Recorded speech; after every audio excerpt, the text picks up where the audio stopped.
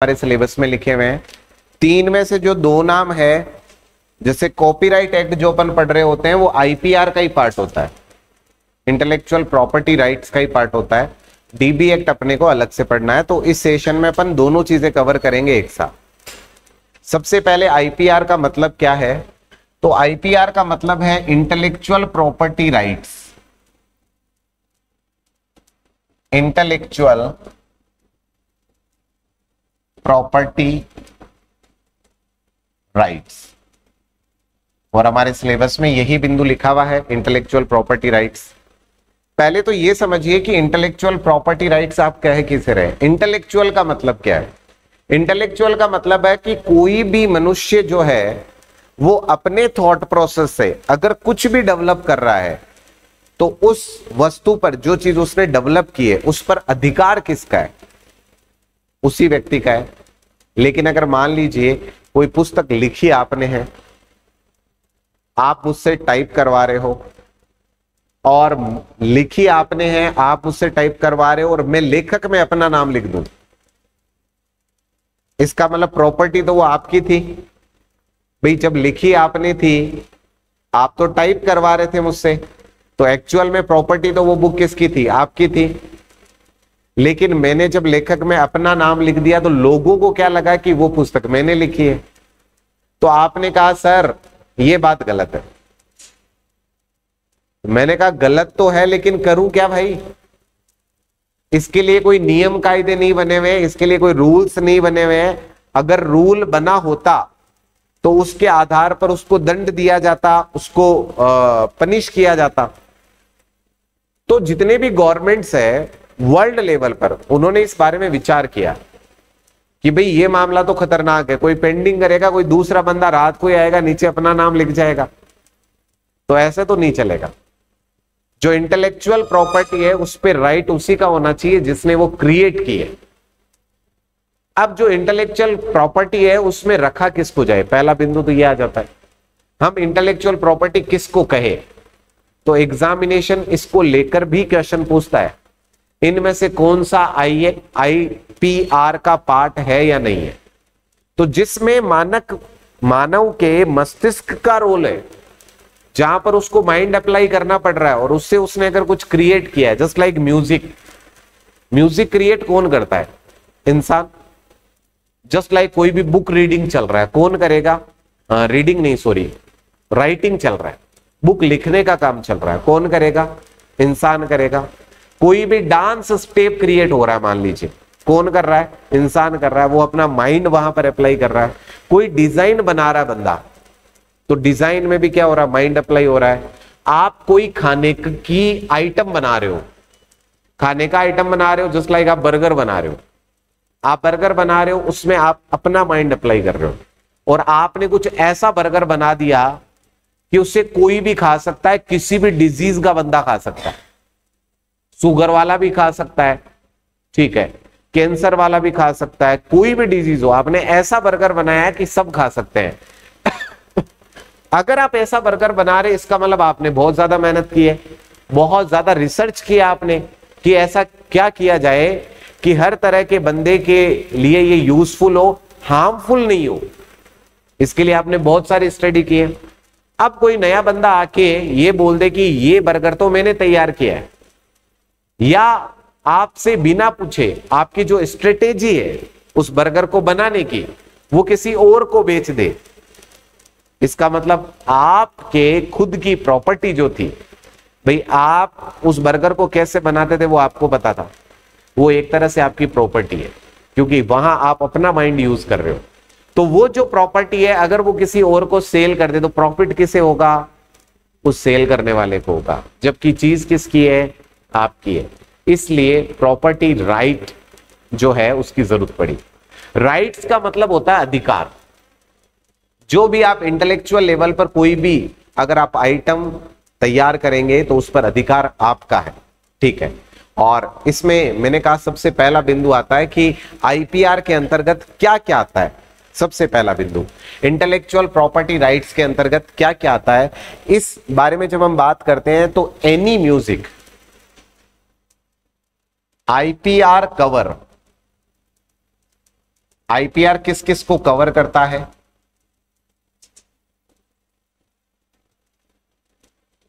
Any music, अगर कोई भी म्यूजिक है उसको, लिटरेरी वर्क,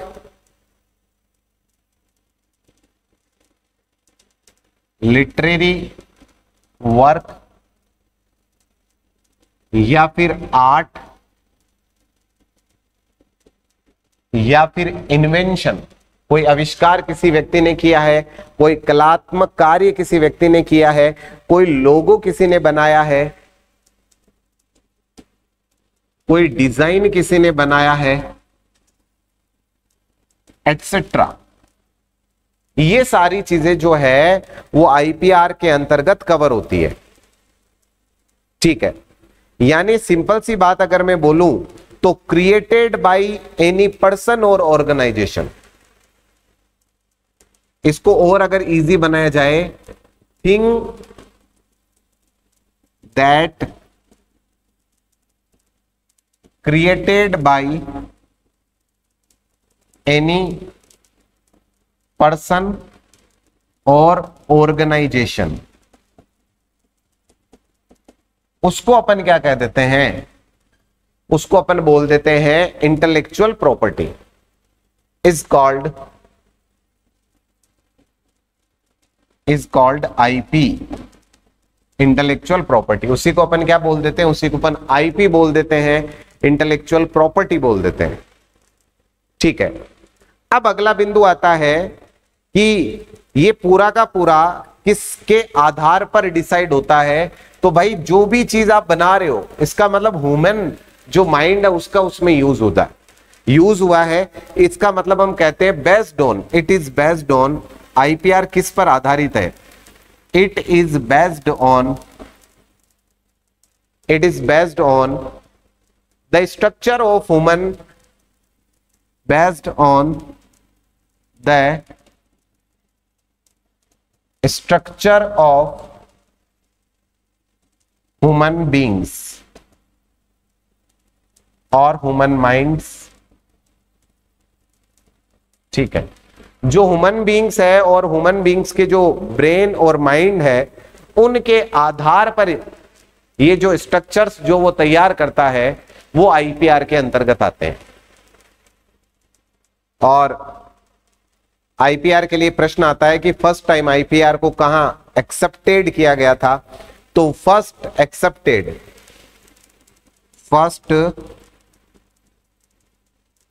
एक्सेप्टेड पहली बार इसको कब एक्सेप्ट किया गया था? पहली बार एक्सेप्ट किया गया था 9 सितंबर 1886 को। 9 सितंबर 1886 को कहां पर? तो बर्न, स्विट्जरलैंड में।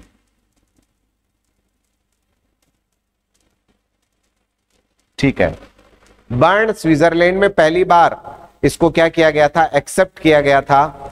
और इंडिया जो है वो इसका मेंबर बना था 1886 में, यानी कि जब स्वीकार किया गया था तब जो इंडिया है वो भी इसका क्या था? मेंबर था।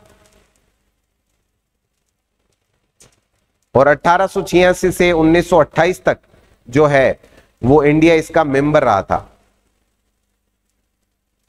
इंडिया जो है वो इसका मेंबर रहा था 1886 से 1927 तक।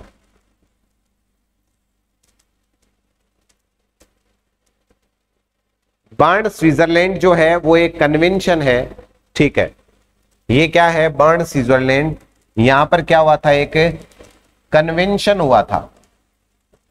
कन्वेंशन का मतलब सम्मेलन हुआ था, और उस सम्मेलन में सभी जो कंट्रीज है उन्होंने डिसाइड किया, सभी तो नहीं थे, 50% कंट्रीज थी जिन्होंने डिसाइड किया कि हम आईपीआर को लागू करेंगे, इंटेलेक्चुअल प्रॉपर्टी राइट्स जो है वो हम लागू करेंगे। पहली बार ऐसा हुआ था 1886 में। कहां पर हुआ था? बर्न कन्वेंशन में हुआ था। बर्न कहां पर है? तो स्विट्जरलैंड में है। ठीक है भाई, यहां तक की बात हो गई। चलिए आगे बढ़ते हैं। अब यहां पर आप कह रहे हो कि 1886 में बर्न कन्वेंशन हुआ और उसमें डिसाइड हो गया कि भाई हम क्या करेंगे, आईपीआर को लागू करेंगे। लेकिन 100% अभी जो पूरा विश्व है वो इसके लिए तैयार नहीं है। 50% देशों ने कहा कि हाँ भाई ठीक है, किसी को लगा ये तो हमारे आइटम ही चुरा लेंगे। अगर इनको हमने सही बात बताई तो शायद ये अपने यूजफुल डेटा को खुद यूज कर लेंगे। तो इस तरह के माइंडसेट के साथ आधे कंट्रीज साथ में नहीं आए, आधे कंट्रीज ने एग्री कर दिया कि हाँ भाई ऐसा रूल होना चाहिए। ठीक है, तो अब जो इससे जुड़े हुए कन्वेंशन है, अगर आधे लोग बच गए इसका मतलब कन्वेंशन होते रहेंगे, उस तरह की चीजें फिर होती रहेगी। तो ऐसा कन्वेंशन जो है इसके लिए फिर से कन्वेंशन होता है जो होता है 1952 में, उसका नाम है यूसीसी, यूनिवर्सल कॉपीराइट कन्वेंशन। तो 1952 में फिर से कन्वेंशन होता है यूसीसी, और इसमें देखो नाम क्या आ रहा है, यूनिवर्सल, यूनिवर्सल कॉपीराइट कन्वेंशन। तो इस सम्मेलन में देखो यूनिवर्सल वर्ड आते ही समझ जाना चाहिए आपको, इसका मतलब अब बहुत बड़ा प्रतिशत जो विश्व का है वो इसको पार्टिसिपेट कर रहा है। ठीक है, और सब ने डिसाइड कर लिया है कि भाई अब क्या करना है, अब ढंग से काम करना है। और जब डिसाइड हो जाता है तो कोई ना कोई ऑर्गेनाइजेशन बनता है, और इस समय इन्होंने एक ऑर्गेनाइजेशन बनाई, और ऑर्गेनाइजेशन कौन सी बनाई, ऑर्गेनाइजेशन बनाई इन्होंने विप्पो।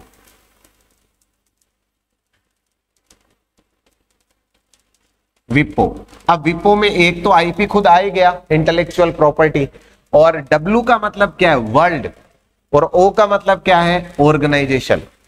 तो इन्होंने कहा कि भाई पहले एक ऑर्गेनाइजेशन बनाओ वर्ल्ड लेवल पर जो इस सारे सिस्टम को मैनेज करे। ऐसे मैनेज कौन करेगा, इतना बड़ा वर्ल्ड है, इतनी सारी कृतियां निकलती, इतने सारे म्यूजिक निकलते हैं, कोई एक ऑर्गेनाइजेशन होनी चाहिए जो इसको मैनेज करे। तो इन्होंने बनाया विप्पो। विप्पो क्या है, वर्ल्ड इंटेलेक्चुअल प्रॉपर्टी ऑर्गेनाइजेशन, ये है आपका विप्पो। और जब विप्पो की बात आई गई है तो विप्पो में सबसे पहला प्रश्न पूछा जाता है कि विप्पो डे कब मनाया जाता है, या आईपी डे कब मनाया जाता है। विप्पो से जुड़ा हुआ पहला प्रश्न आता है कि आईपी डे कब मनाया जाता है, बताइए। 26 अप्रैल को, 26 अप्रैल को। और यहां पर एक दूसरा प्रश्न आता है कि वर्ल्ड बुक कॉपीराइट डे कब मनाया जाता है। वर्ल्ड बुक कॉपीराइट डे कब मनाया जाता है, तो यह मनाया जाता है 23 अप्रैल को। यह मनाया जाता है 23 अप्रैल को।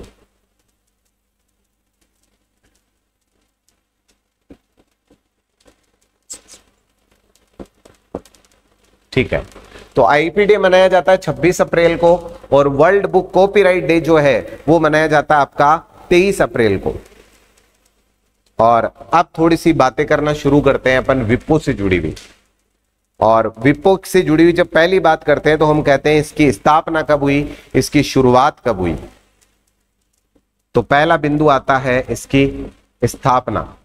स्थापना होती है इसकी 14 जुलाई 1967 को। 14 जुलाई 1967 को। 8 कहां पर होती है, जेनेवा, स्विट्जरलैंड में। कहां पर होती है, तो जेनेवा, स्विट्जरलैंड में होती है। फिर आता है प्रश्न कि इसके जो करंट डायरेक्टर है वो कौन है। फिर प्रश्न आता है इसके करंट डायरेक्टर कौन है। करंट डायरेक्टर इसके Darren Tang, mister Darren Tang.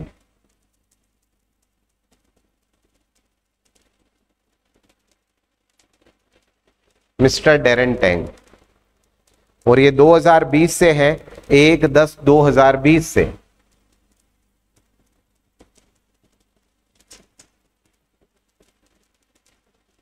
कब से हैं? तो 1/10/2020 से है। किसके लिए बनाया गया इसको? क्यों बनाया है? क्यों बनाया है? इसका आंसर होगा to encourage creative activity.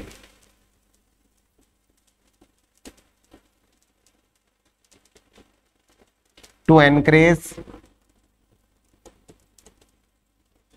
Creative activity. जो भी क्रिएटिव एक्टिविटी करता है उसके राइट उसके पास होने चाहिए, उसको पूरा फायदा मिलना चाहिए। Promote the protection of IP.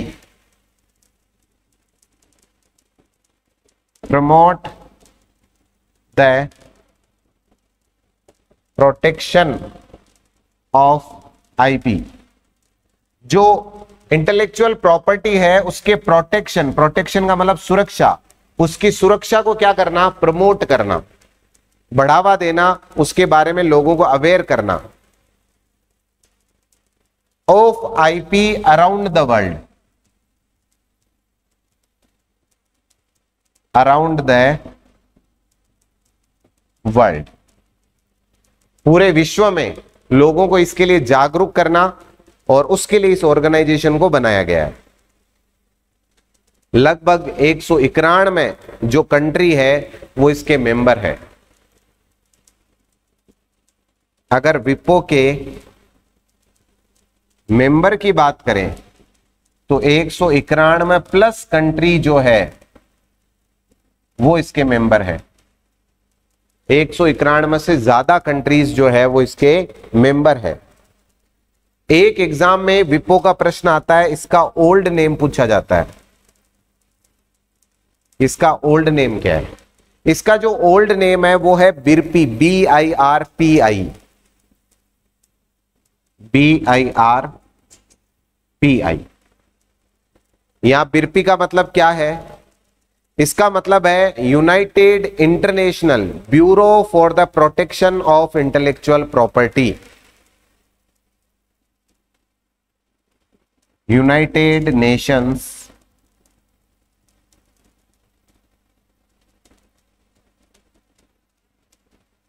Bureau for the protection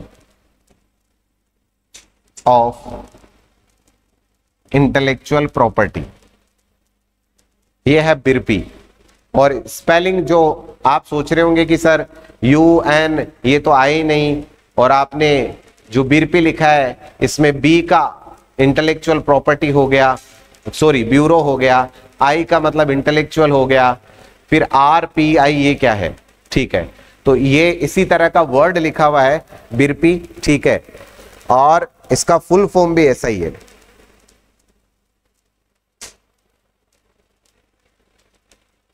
old name बिरपी था इसका, United Nations bureau for the protection of intellectual property.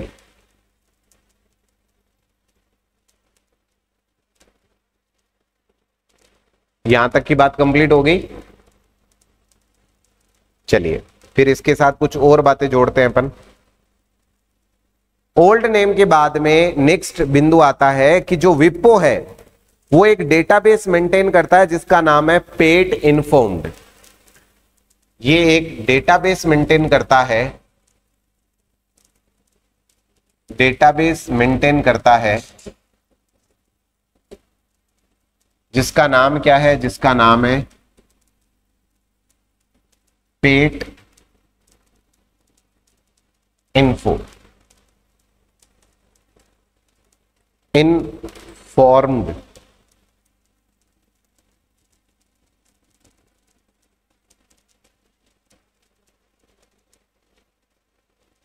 ये जो डेटाबेस है ये मेडिसिन से जुड़ा हुआ है और इसको सितंबर 2018 में लॉन्च किया गया था।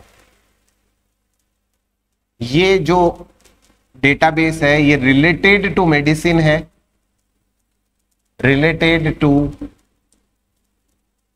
मेडिसिन है। इसे सितंबर 2018 में लॉन्च किया गया था। इसका मतलब मैं करंट की बात को साथ में जोड़ रहा हूं, जो करंट अफेयर है उसको साथ में कनेक्ट करके चल रहे हैं। और इसको जब बनाया गया तो विपो तो था ही, साथ में विपो ने पार्टनरशिप ली।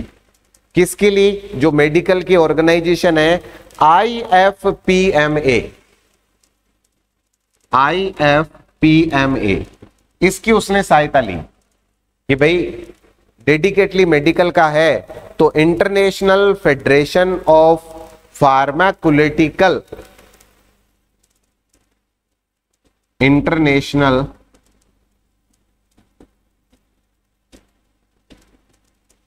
फेडरेशन ऑफ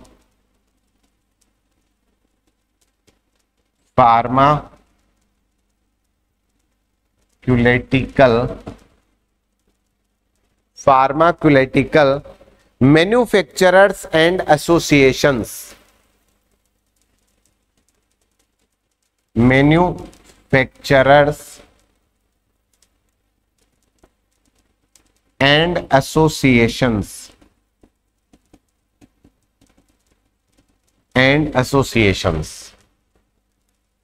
विपो और IFPMA इन दोनों ने मिलकर जो है वो पेट इन्फोर्म्ड नाम से डेटाबेस जो है वो तैयार किया है। प्लस इसी का एक दूसरा डेटाबेस है जिसका नाम है रोमारिन। इसका एक और डेटाबेस है जिसका नाम है रोमारिन, जिसका नाम है रोमारिन। रोमारिन है Madrid active registry information, Rome, Madrid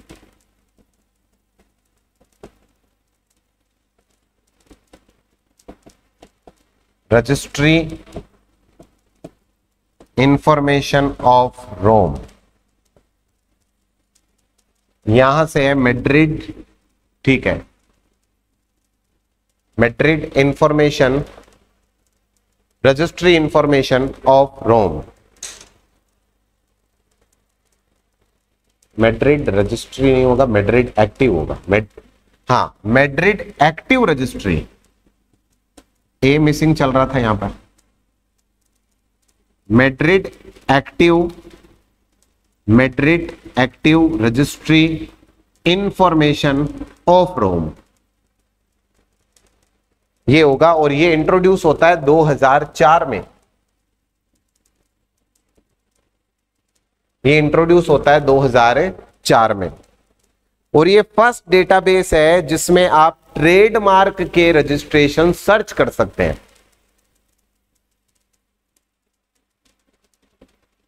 first database है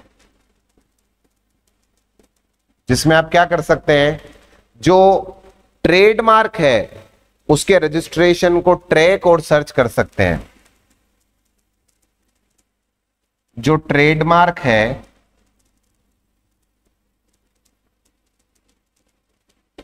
ट्रेडमार्क रजिस्ट्रेशन जो है उसको ट्रैक किया जा सकता है, उसको सर्च किया जा सकता है। ट्रैक और सर्च इसमें पॉसिबल है। वर्तमान में इसे बंद कर दिया गया है और अब इसका ऑनलाइन डेटाबेस आ गया है। वर्तमान में इसे बंद कर दिया गया है, ठीक है, और अब इसका न्यू ऑनलाइन डेटाबेस आ गया है। अब न्यू ऑनलाइन डेटाबेस आ गया इसका, ठीक है, और उसका नाम जो उन्होंने रखा है वो रखा है मैड्रिड मॉनिटर। डेटाबेस कब आया है? 2018 में, और उसका नाम उन्होंने रखा है मैड्रिड मॉनिटर।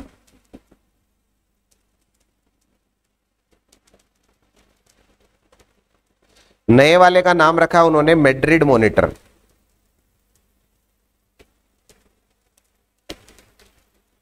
एक प्रश्न जो है वो बहुत अच्छा है और बार बार एग्जाम में पूछा जाता है कि जो विप्पो एकेडमी है वो कब एस्टेब्लिश हुई थी, तो ये 1998 में हुई थी। ठीक है, विप्पो एकेडमी स्थापना हुई थी इसकी 1998 में। ये सीधा सीधा क्वेश्चन आता है, आपको सीधा सीधा आंसर करना है। ठीक है,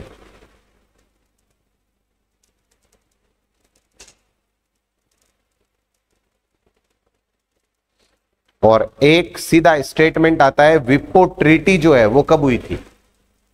एक क्वेश्चन क्या आता है, विप्पो ट्रीटी, ट्रीटी का मतलब ऐसे समझौता होता है, जो विप्पो ट्रीटी है वो हुई थी आपके 1996 में। 1996 में। ये दो फैक्ट बेस्ड क्वेश्चन एग्जाम में मैंने देखे हैं, तो आपको सीधा सीधा लिखना है, कोई इसमें इधर उधर की बात नहीं है।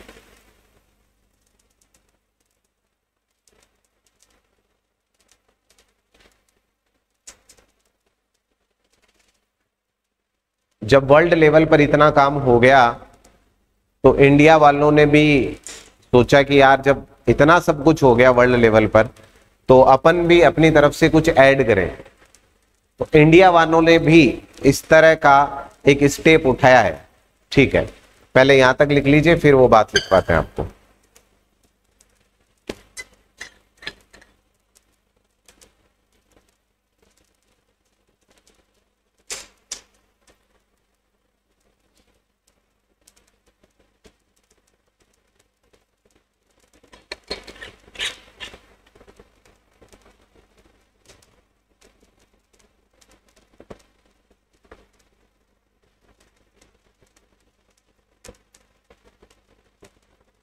कंप्लीट हो गया जी।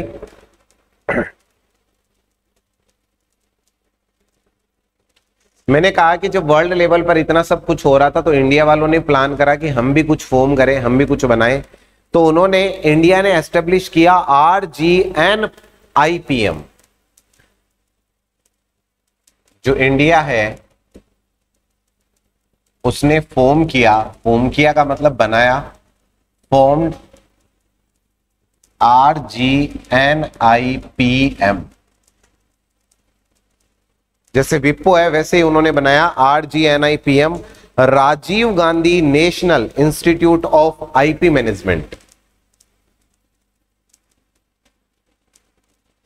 Rajiv Gandhi national institute of intellectual property management.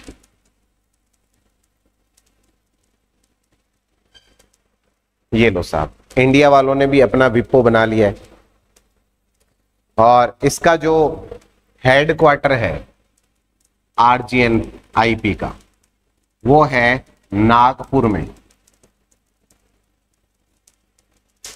इसका जो हेडक्वार्टर है वो है नागपुर में, और ये वर्क करता है under ministry of commerce and industry. Under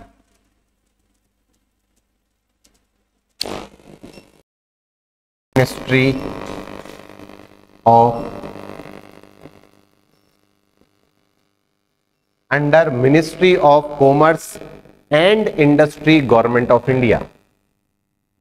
and industry, government of India, इसके अंतर्गत ये वर्क करता है।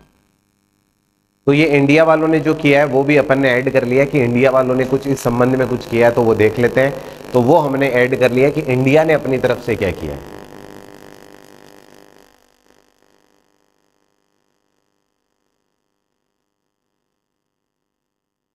चलिए ठीक है, इंडिया की बात भी बात में ऐड होगी।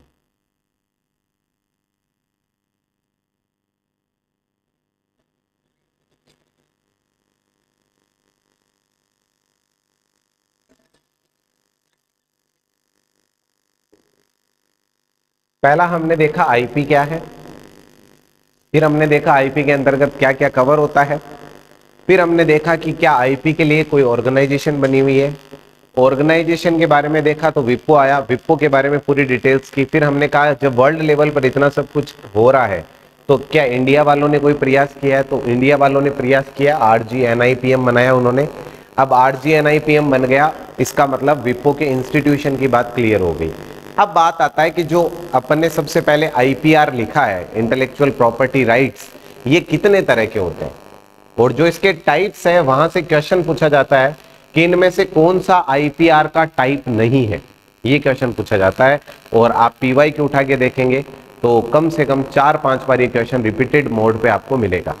ठीक है, तो अगला बिंदु आता है हमारे पास IPR जो है उसके टाइप्स को लेकर एग्जाम में क्वेश्चन आता है और टाइप्स लिखेंगे और फिर एक एक टाइप के बारे में डिटेल से डिस्कस करेंगे।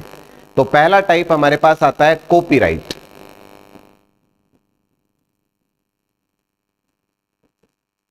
पहला टाइप आता है हमारे पास कॉपीराइट और फर्स्ट कॉपीराइट आता है 1709 में। इसी के ब्रैकेट में लिख देना आप, फर्स्ट कॉपीराइट जो है वो 1709 में आता है। और जब ये 1709 में आता है तो इसका नाम रखा जाता है UK queen any. UK queen any इसका नाम रखा जाता है। इसी के नाम के ऊपर ये कॉपीराइट एक्ट आता है।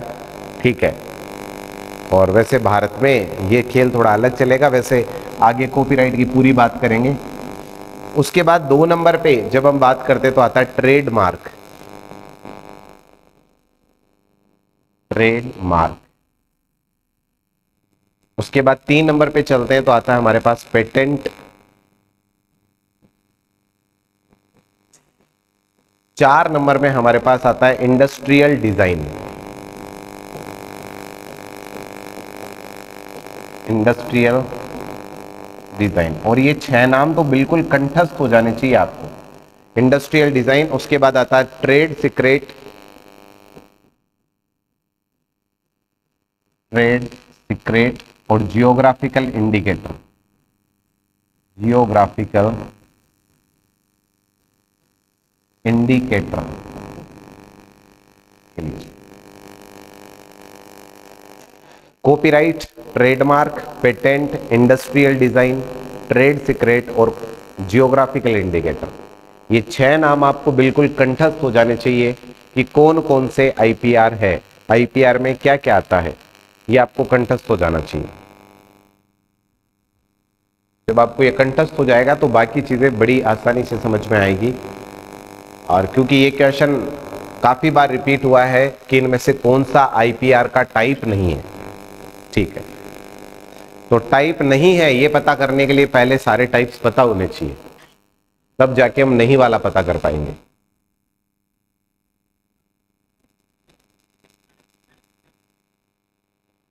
और अभी के एग्जाम्स में नहीं वाला जो क्वेश्चन है उसका ट्रेंड बढ़ता जा रहा है।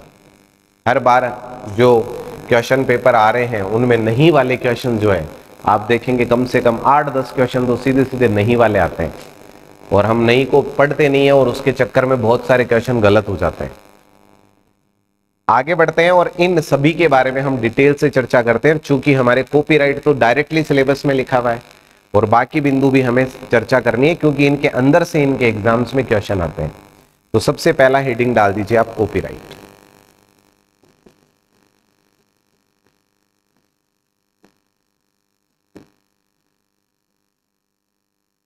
सबसे पहला हेडिंग आता है हमारे पास कॉपीराइट।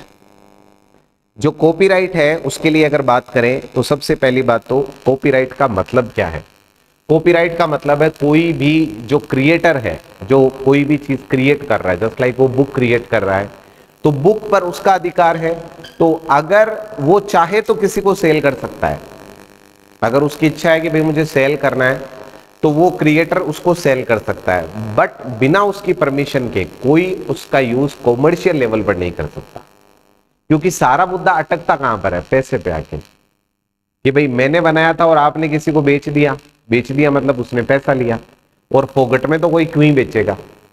ठीक है, और चोर को जब तक किसी तस्वीर की वैल्यू पता नहीं होगी वो उसे चोरी नहीं करेगा। ठीक है, और वो चोरी कर रहा है, उसके पीछे पर्पस क्या है, उसको पैसा चाहिए। तो घुमा फिरा के जो खेल है ना वो टिका हुआ है कॉमर्शियल यूज पे। कॉमर्शियल यूज का मतलब है कि वो जो चीज आपने बनाई है ना उसका पैसा मिलेगा। तो यहां पर जो मुद्दा है वो ये है कि आप कुछ भी करो लेकिन कॉमर्शियल यूज ना करें, और कुछ और क्या ही करेंगे उसका। ठीक है, जब आप किसी को डिलीवर कर रहे हो, किसी को सेल कर रहे हो, तो वो कॉमर्शियल यूज हो रहा है। तो यहां पर हम कॉपीराइट में ये कहते हैं कि भाई जो क्रिएटर है उसने जो भी काम किया है उस पर पूरा अधिकार उसका है। अगर वो चाहे तो उसका एक पार्ट बेच सकता है, वो चाहे तो उसके सारे पार्ट बेच सकता है, सारे अधिकार किसी और दूसरे व्यक्ति को दे सकता है, वो उसकी चॉइस है, क्योंकि उसने अपने दिमाग से वो सारी चीजें लिखी है, अपने दिमाग से उसने वो सारी चीजें की है, तो उस पर उसका कॉपीराइट है। और कॉपीराइट का मतलब कोई उसकी कॉपी नहीं कर सकता बिना उसके परमिशन के। कॉपी का मतलब होता है क्या करना, नकल कर लेना, और नकल आप कर सकते हो लेकिन उसकी परमिशन के बाद कर सकते हो। और जब आप जाके उससे बोलोगे भाई हमें इसकी नकल करनी है, वो क्या मांगेगा, पैसा मांगेगा। आप पैसे देके उसकी नकल कर सकते हो। जैसे मार्केट में कोई भी बुक आती है तो उसमें एक नोट लिखा होता है, हमारे द्वारा बनाई गई सामग्री को कैसे भी तोड़ मरोड़ कर अगर कोई प्रयोग में लेता है तो उसके विरुद्ध कॉपीराइट एक्ट जो है वो लागू होगा, उसके विरुद्ध एक एक्शन लिया जाएगा। वो किसके आधार पर लिया जा रहा है, कॉपीराइट के आधार पर, कि हमने कोई कंटेंट तैयार किया है, कोई दूसरा उसको क्या कर रहा है, कॉपी कर रहा है। ठीक है, तो कॉपीराइट का मतलब कोई भी क्रिएटर अगर कुछ भी क्रिएट कर रहा है तो उस पर उसका अधिकार है। क्वेश्चन मैंने जो बताया वहां से नहीं आता, ये सिर्फ समझने के लिए था। क्वेश्चन आता है कि कोई भी ऑथर अगर कोई पुस्तक लिखता है तो उसका कितने वर्ष तक उस पर अधिकार बना रहता है, प्लस कॉपीराइट को डिफाइन कैसे किया जाए। मान लीजिए आप पुस्तक लिख रहे हो तो आप कैसे कॉपीराइट उस पे आइडेंटिफाई करोगे कि ये कॉपीराइट है। तो पहली बात तो ये समझ लीजिए कि कोई भी पुस्तक है उस पे क्या करते हैं, उसका जो टाइटल होता है उस पे आप ऐसे सी बना देते हैं और उसके आगे ईयर लिख देते हैं। जैसे पुस्तक का नाम है एबीसी, तो आप क्या करेंगे, एबीसी ऐसे सी बनाया और उसके ऐसे राउंड बॉक्स बनाया, तो ये हो गया कॉपीराइट। और कब से कॉपीराइट है, आपने लिख दिया 2017, इसका मतलब ये 2017 से कॉपीराइट है। अगर आप देखेंगे मेरी वेबसाइट पे आप जाएंगे वहां पर भी आपको यही मिलेगा, कॉपीराइट मिलेगा birbalsar.com कॉपीराइट 2019, मतलब 2019 से वो डोमेन मेरे पास है और कोई दूसरा बंदा उस डोमेन से वेबसाइट नहीं चला सकता। ऐसे ही हमारा इंस्टीट्यूट है उस पे कॉपीराइट है। कॉपीराइट का मतलब सेम नेम से कोई दूसरा इंस्टीट्यूट यूज नहीं कर सकता। ठीक है, तो आप जो भी चीज है अगर आप उसका कॉपीराइट क्रिएट करना चाह रहे हैं तो आपको कुछ नहीं करना, सिंपली ऐसे सी बनाना है, आगे ईयर लिख देना है, बस इतना ही काम। ये कॉपीराइट प्रोटेक्टेड हो गया। ठीक है, अब जो कॉपीराइट प्रोटेक्टेड है 17 में प्रोटेक्ट किया आपने, तो कब तक प्रोटेक्टेड है, ये हर कंट्री में अलग अलग सीन है। तो हम सबसे पहले चलते हैं इंडिया के पास और इंडिया से पूछते हैं भाई बताओ आपने कॉपीराइट का क्या सीन कर रखा है। ग्रेट, तो copyright is protected during the life of the author and for 60 year after his death. जब ऑथर की डेथ हो जाए, पहली बात तो ऑथर जब तक जीवित है तब तक तो वो कॉपीराइट प्रोटेक्टेड है ही। अब उसकी डेथ हो गई, उसके अगले 60 वर्षों तक भी वो कॉपीराइट प्रोटेक्टेड होगा आइटम। अब बताओ भाई, ठीक है, अभी आप किताब लिख रहे हो तो आप जब तक मर रहे हो तब तक तो वो प्रोटेक्टेड है ही, आपके मरने के 60 वर्ष बाद तक भी वो क्या है, प्रोटेक्टेड है। ठीक है, चलिए जी, तो इसके बारे में डिस्कस करना शुरू करते हैं और कॉपीराइट टाइम की बात करते हैं। यहां पर सबसे पहला जो क्वेश्चन आता है वो आता है कॉपीराइट टाइम का। कॉपीराइट टाइम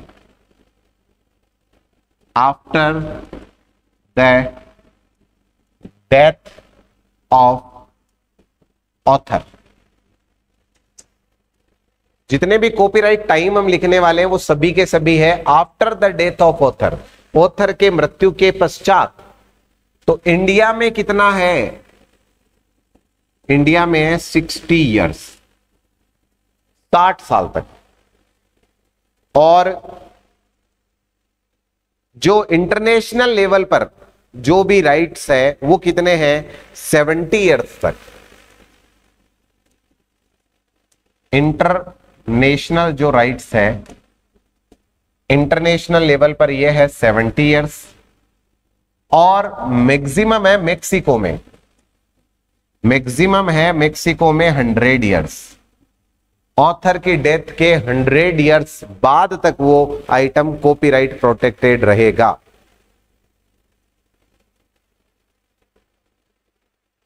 और जैसे ही आप ईयर के साथ जो कॉपीराइट का सिंबल बनाते हैं वो आइटम क्या हो जाता है? कॉपीराइट प्रोटेक्टेड हो जाता है। कहीं जाके आपको रजिस्ट्रेशन नहीं करवाना, कुछ नहीं करना।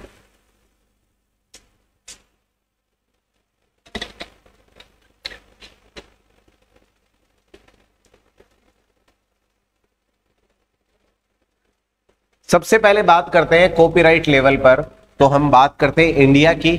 और इंडिया का मतलब है इंडियन कॉपीराइट एक्ट, और यह आता है 1957 में।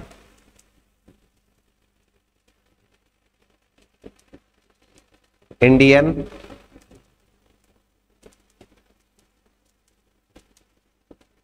Copyright act 1957। पहला क्वेश्चन तो सीधा यहीं से पूछ लिया जाता है, इंडियन कॉपीराइट एक्ट कब आया था? तो आंसर सीधा सीधा ईयर लेवल पर देना होता है, 1957 में आया था। लागू कब हुआ था? तो लागू हुआ था 21/1/1958। फोर्स का मतलब है लागू। 21/1/1958 को ये क्या हुआ था? लागू हुआ था। ठीक है, इसमें अमेंडमेंट कितनी बार किए गए हैं ये क्वेश्चन पूछा जाता है। 6 टाइम्स इसमें अमेंड हुआ है। अमेंड का मतलब संशोधन हुआ है। और लास्ट अमेंडमेंट ये भी पूछा जाता है, अंतिम बार संशोधन कब हुआ? लास्ट अमेंडमेंट इसमें हुआ है 2012 में। लास्ट अमेंडमेंट हुआ इसमें 2012 में। और अगर आप भारत के कॉपीराइट नियम का उल्लंघन करते हैं तो क्या होगा? ठीक है, अगर आप उल्लंघन करते हैं, वायलेशन करते हैं,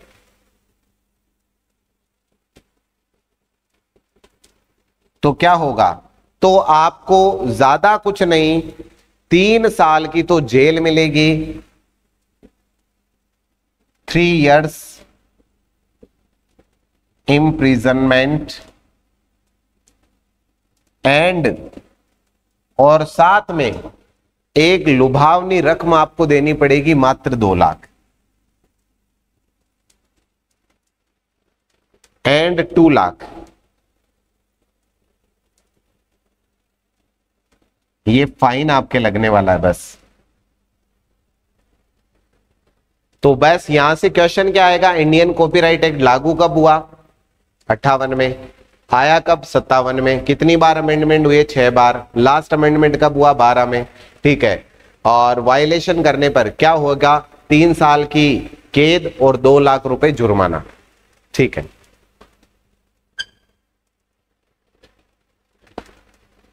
इसके बाद आगे पढ़ते हैं और अगला बिंदु हमारे पास आता है यूएसए कॉपीराइट एक्ट। इसको यहीं कंपेयर कर देते हैं अपन। USA copyright act. USA copyright act आया कब था? पहला प्रश्न आता है, आया कब था? तो 1976 में आया था।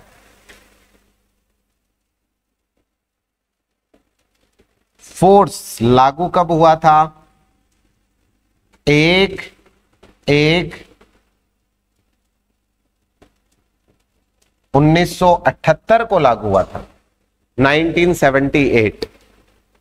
ठीक है, और जो डिजिटल मिलीनियम कॉपीराइट एक्ट है वो कब आया था? तो ये आया था 28/10/2000। डिजिटल मिलीनियम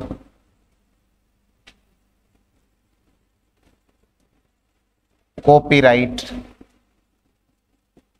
एक्ट, ये आया था आपके 28/10/1998।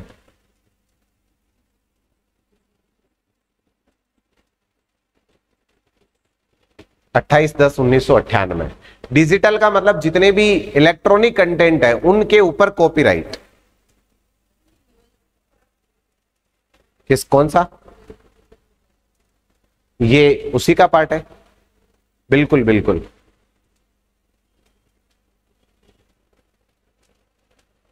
इसे डीएमसीए भी बोलते हैं, digital millennium copyright act short में।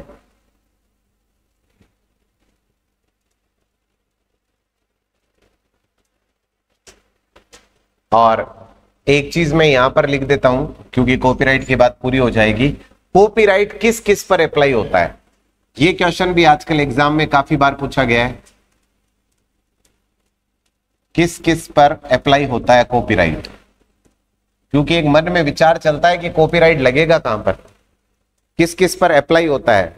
तो ये अप्लाई होता है लिटरेचर पर। लिटरेचर का मतलब साहित्य पर।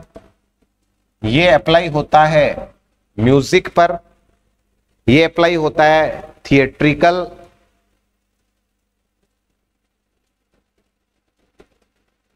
डांस पर, ठीक है। ये अप्लाई होता है ड्राइंग पे, मूवीज पे, ड्राइंग पे,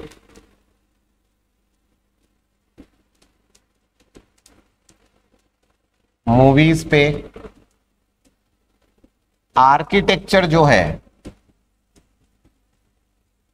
उन पे, ठीक है। और अगर मान लीजिए कोई साउंड रिकॉर्डिंग है तो उस पर भी ये अप्लाई होता है।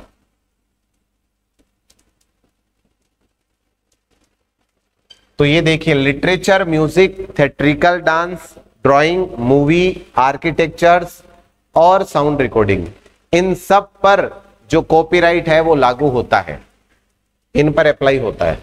और ये एग्जाम में क्वेश्चन आजकल 2-3 बार पूछा गया है, 21 से 23 के जो पेपर्स है कि किस किस पर लागू होता है। तो उसमें क्वेश्चन ये पूछा जाता है इनमें से किस पर कॉपीराइट लागू नहीं होता। तो अगर आपको ये चीजें याद है तो आप आराम से आइडेंटिफाई कर लेते हैं, जिसमें उसमें कोई लोकेशन दे देगा या किसी प्रोडक्ट का नाम दे देगा तो प्रोडक्ट के लिए अलग बिंदु आएगा आगे, ठीक है।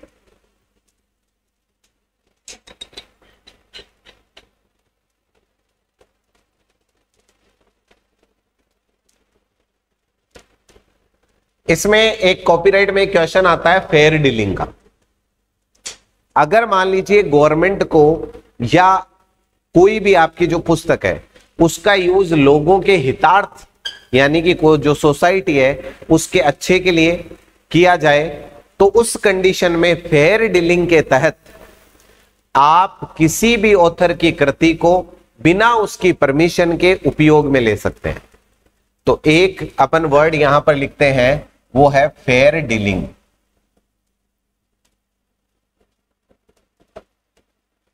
और फेयर डीलिंग क्या होता है?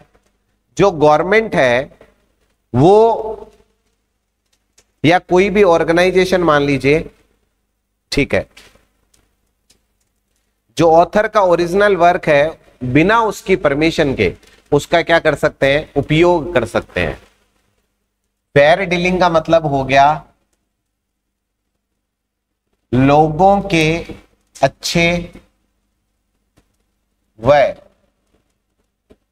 गवर्नमेंट यूज के लिए ऑथर की परमिशन के बिना उसके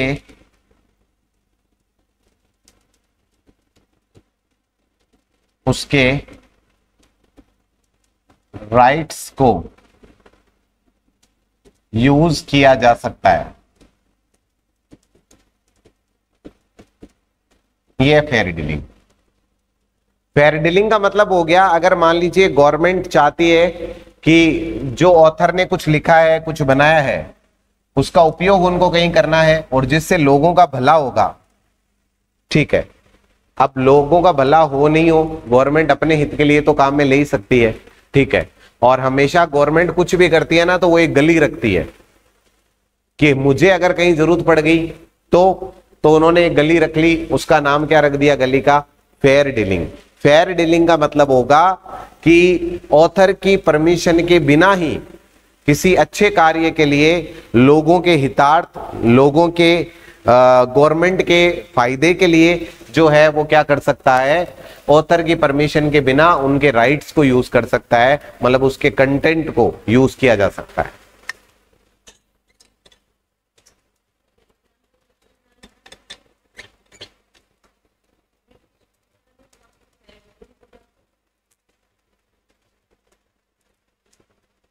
फिर ऑप्शंस क्या थे?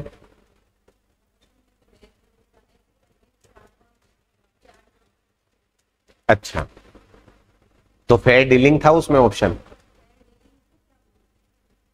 अच्छा, क्या बोलते हैं? क्वेश्चन बताओगे आप तो उससे आइडिया लग जाएगा थोड़ा, क्योंकि कंपैरिजन करेंगे ना तो बहुत अच्छे से समझ में आ जाएगा।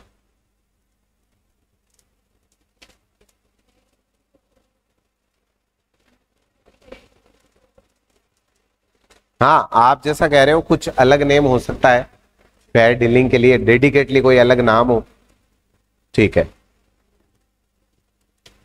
तो ये पहला बिंदु कंप्लीट हो गया हमारा कॉपीराइट। कॉपीराइट के बाद में दूसरा बिंदु हमारे पास आता है, कॉपीराइट के बाद अगला बिंदु है ट्रेडमार्क।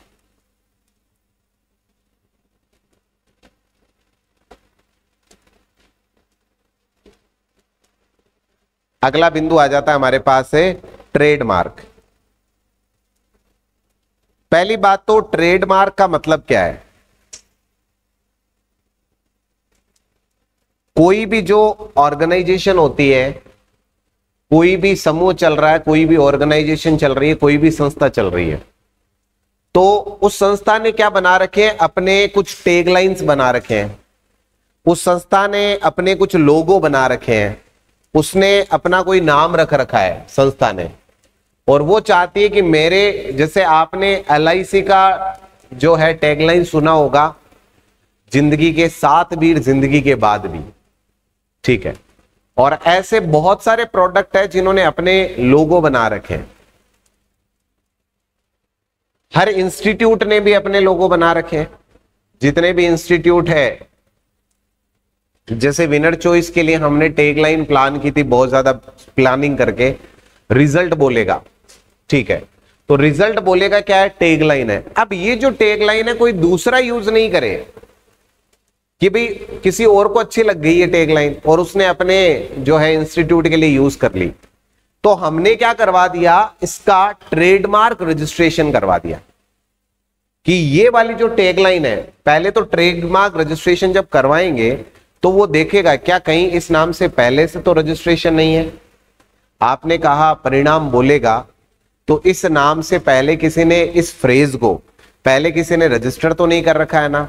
अगर किसी ने रजिस्टर नहीं कर रखा है तो आपके पास ऑप्शन है, आप उसे रजिस्टर कर सकते हैं।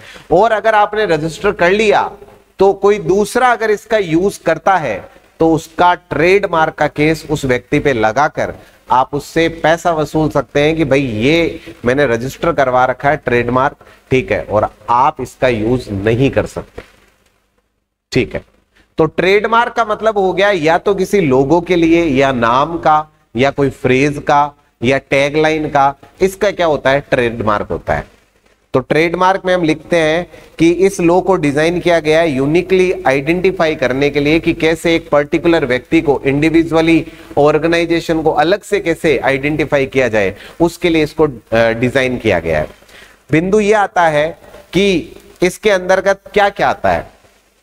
तो ट्रेडमार्क किस किस पर अप्लाई होता है, और इन क्वेश्चन का ट्रेंड आजकल बहुत ज्यादा बढ़ गया है क्योंकि बात अंडरस्टैंडिंग वाली आ गई। किस किस पर अप्लाई होता है? तो ये अप्लाई होता है किसी नेम पर, और नेम का मतलब अपने आप में हो गया वर्ड, या फिर किसी फ्रेज पर, फ्रेज का मतलब हो गया ग्रुप ऑफ वर्ड्स, ठीक है, या फिर किसी इडियम पर या फिर लोगो पर फ्रेज लिख दिया मैंने, या फिर किसी लोगो, मान लीजिए किसी ने अपने इंस्टीट्यूट के लिए कोई लोगो बनाया है तो उसके ऊपर, ठीक है, या कोई सिंबल है, या कोई सिंबल है एटसेट्रा पर जो है इसको अप्लाई किया जा सकता है, इनके ऊपर इसको अप्लाई किया जा सकता है। फिर प्रश्न आता है तो सर बताइए फिर ट्रेडमार्क एक्ट कब आया? तो इंडिया में, इन इंडिया जो ट्रेडमार्क एक्ट है ये आता है 1999 में। कब आता है? 1999 में। और इंप्लीमेंट होता है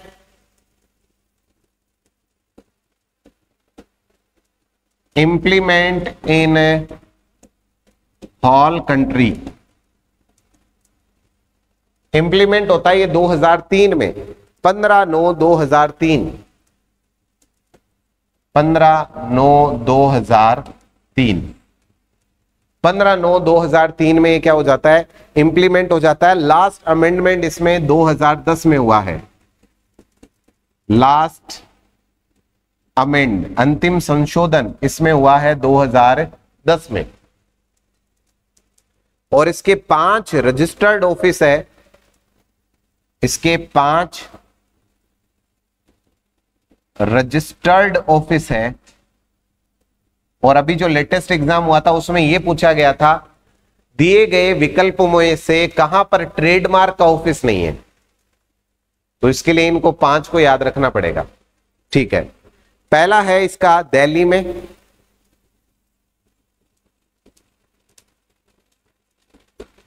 दूसरा है कोलकाता, तीसरा है मुंबई,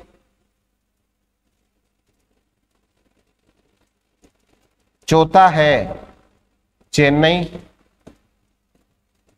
पांचवा है अहमदाबाद,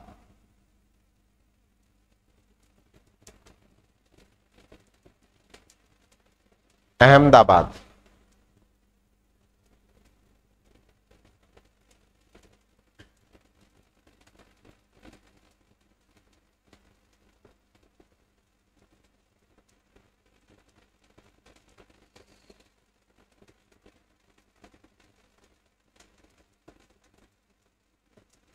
अहमदाबाद। तो 5 ऑफिसेस है इसके। और रजिस्ट्रेशन कितने टाइम के लिए होता है?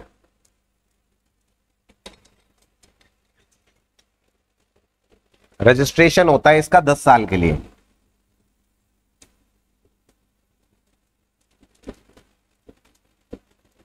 इसकी जो वैलिडिटी होती है वो होती है 10 साल।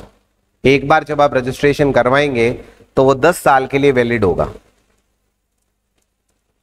वैसे तो अलग अलग फीसेस पर अलग अलग टाइम के रजिस्ट्रेशन होते हैं, मैं बेसिक जनरल बता रहा हूं आपको। वैसे तो 1500 रुपए में शायद 10 साल के लिए होता है, ठीक है। और अलग अलग फीसेस पर अलग अलग इसके स्लॉट्स बने हुए हैं कि 10 साल के लिए करवाना चाहेंगे, 15 साल के लिए करवाना चाहेंगे, 20 साल के लिए करवाना चाहेंगे। तो मैंने जनरल वाला लिखा है कि जनरल जो है वो 10 साल के लिए होता है। तो ये बात होगी हमारे ट्रेडमार्क की। और अब हम आगे बढ़ते हैं, नेक्स्ट आता है हमारे पास पेटेंट।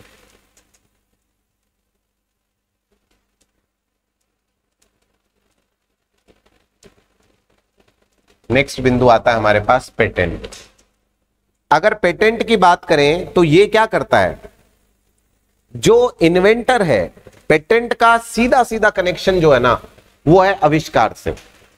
जो आविष्कार है उसके पेटेंट करवाए जाते हैं कि ये चीज हम दुनिया के सामने लेकर आएंगे, पहले पेटेंट करवा लो। कोई दूसरा ये नहीं कहते ये तो मैंने आविष्कार किया था। और पेटेंट जो है ना वो भारत में अवेयरनेस बहुत लेट आई थी, और यही कारण है कि भारत के बहुत सारे आविष्कार का क्रेडिट जो है वो यूएस और यूके के जो इन्वेंटर है उन्होंने ले लिया, क्योंकि उन्होंने क्या करवा लिया? पहले ही पेटेंट करवा लिया, ठीक है। जो भारत के बहुत सारी ऐसी चीजें हैं जो इन्वेंट भारत में हुई थी, लेकिन यहां वालों को पेटेंट के बारे में पता नहीं था, तो उन्होंने पेटेंट नहीं करवाया और दूसरे लोगों ने कहा ये चीज है हमने बनाई है, तो उसका क्या हुआ, फिर उन्होंने पेटेंट करवाया और पेटेंट करवाया तो उसका क्रेडिट उनको मिल गया कि भाई ठीक है ये तो आपने बनाया। तो पेटेंट जो है वो किसके लिए है, डेडिकेटली इन्वेंशन के लिए है, यानी इन्वेंटर जो है वो अपने प्रोडक्ट का जो वो बना रहा है उस प्रोडक्ट का वो करवाता है पेटेंट। ठीक है, तो ये डेडिकेटली जब हम बात करते हैं कि ये किसके लिए है, तो ये जो इन्वेंशन है और जो एक इन्वेंटर होता है और एक जो ऑर्गेनाइजेशन होती है उसके बीच का एक रिलेशन होता है पेटेंट। एक क्वेश्चन भी पूछा जाता है कि जो पेटेंट है वो किसके बीच का एग्रीमेंट है, गवर्नमेंट और इन्वेंटर के बीच का, क्योंकि पेटेंट कहां पे करवा रहा है, वो गवर्नमेंट के पास करवा रहा है। तो गवर्नमेंट और इन्वेंटर, जो इन्वेंट करने वाला है वो व्यक्ति जो है, उन दोनों के बीच एक समझौता हो रहा है कि भाई ये वाला प्रोडक्ट है, कोई अगर और बोले ना कि मैंने बनाया है तो आप उसे समझा देना भैया इसका तो पहले ही क्या हो रखा है, पेटेंट हो रखा है और इस व्यक्ति के द्वारा ये चीज बनाई गई है। ठीक है, तो ये क्वेश्चन एग्जाम में आप PYQ लगाने के लिए जाएंगे तो आपको दिखेगा कि पेटेंट किसके बीच का एग्रीमेंट है, पेटेंट किसके बीच का एग्रीमेंट है, किसके बीच का एग्रीमेंट है। तो ये गवर्नमेंट और इन्वेंटर के बीच का एग्रीमेंट है, और इन्वेंटर का मतलब होता है आविष्कारक, सरकार और आविष्कारक के बीच का एग्रीमेंट है ये। एग्रीमेंट का मतलब समझौता। अब बात आता है कि जो इंडियन पेटेंट एक्ट है वो कब आया था।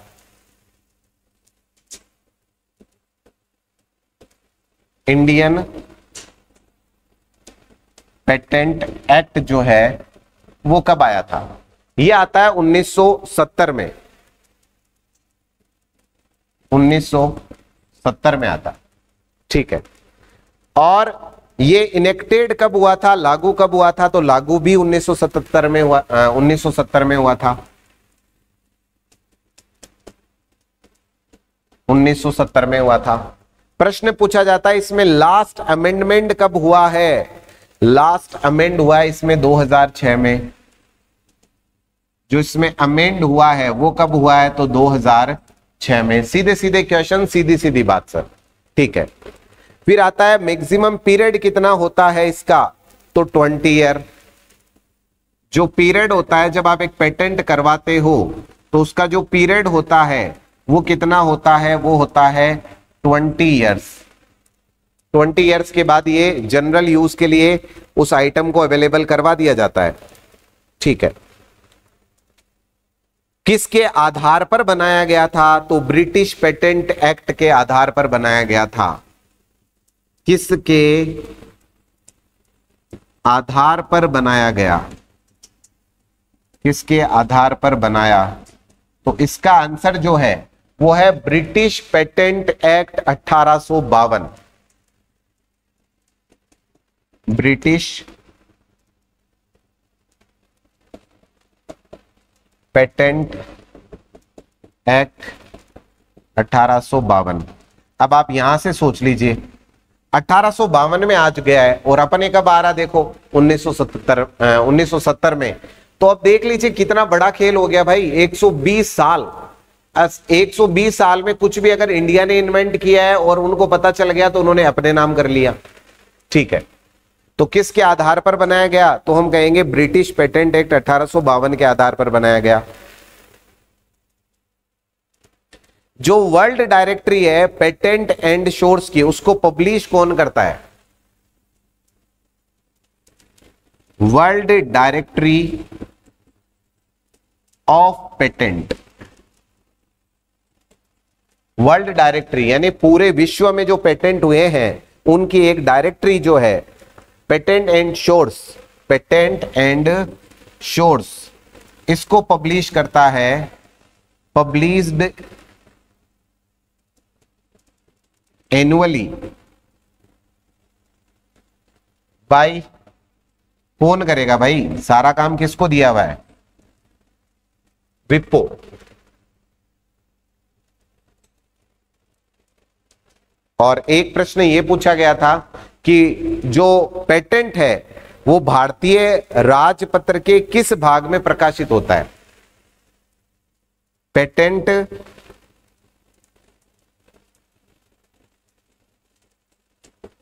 पेटेंट भारतीय राजपत्र,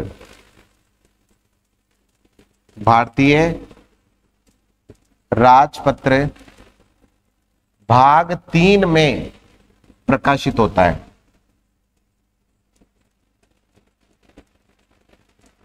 भाग 3 में प्रकाशित होता है। ये फैक्ट बेस्ड क्वेश्चन है, सीधा सीधा पूछा जाता है, सीधा सीधा आंसर करना है।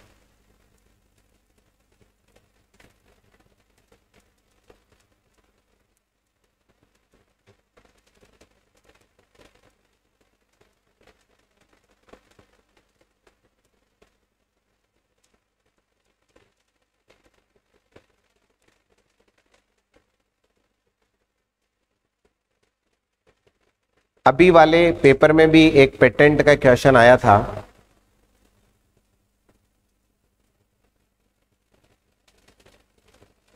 और क्वेश्चन था, निम्नलिखित में से कौन सी भारतीय पेटेंट उन्नत खोज प्रणाली है?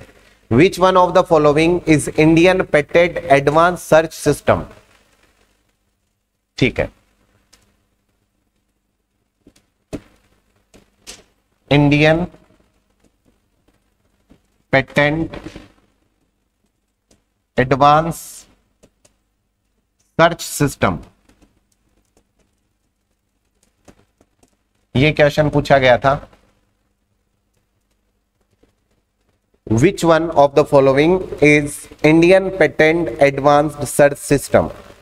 तो ये बिल्कुल वैसे ही लिखना है जैसे मैं लिख रहा हूं, दोनों स्मॉल है और उसके बाद IN स्मॉल है, PASS कैपिटल है। क्योंकि इसमें जो ऑप्शन आया ना, उसमें चारों ऑप्शन में इन पास लिखा हुआ है। ये हमारे एग्जाम का क्वेश्चन है, चारों ऑप्शन में इन पास लिखा हुआ है। अगर किसी ने इतना ही याद किया था कि इन पास है तो भी महाभारत है। इसमें 4 ऑप्शन में से जो ऑप्शंस लिखे हुए हैं, पहला ऑप्शन लिखा हुआ है IPAIRS, ठीक है। दूसरा ऑप्शन है INPASS, एक लिखा है INDIPA, एक लिखा है INDPASES, इंडिया पासेस करके लिखा हुआ है, ठीक है, इंड पास। तो इन पास किसी ने प्रॉपरली याद किया हुआ है कि IN स्मॉल है उसके बाद पास है, उसी का ये राइट होगा। हाँ, अगर इन पास रह जाएगा याद कि इन पास ही था बस और कुछ नहीं था, तो फिर जरूर उसका सही हो जाएगा, क्योंकि 4 ऑप्शन है उनमें से इन पास एक में ही है, ठीक है। लेकिन कैपिटल स्मॉल का बार बार घुमाया गया है कैपिटल स्मॉल के लेवल पर, तो इसका नाम है इन पास।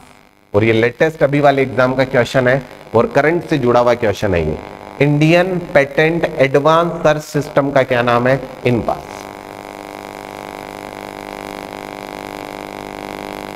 चलिए जी, आगे बढ़ते हैं।